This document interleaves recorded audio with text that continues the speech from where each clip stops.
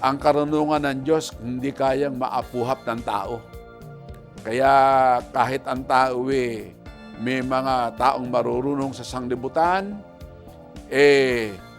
hindi pa rin nila nasumpungan sa pamamagitan ng karunungan ng Diyos. Kagaya ng mga bagay na nilikha ng Panginoon. Kalimitan, ano pa ang nangyayari sa tao? Habang tumataas yung antas ng pinag-aralan, lalong nawawala ng paniwala sa Diyos. Habang maraming mga bagay na natutuklasan sa kanyang pag-aaral, lalong nawawala ang pagkakilala sa Diyos o ang pagkilala sa Diyos. Hindi niya nasumpungan ang Diyos sa pamamagitan ng karunungan ng Diyos. Ngayon, ano ang sabi?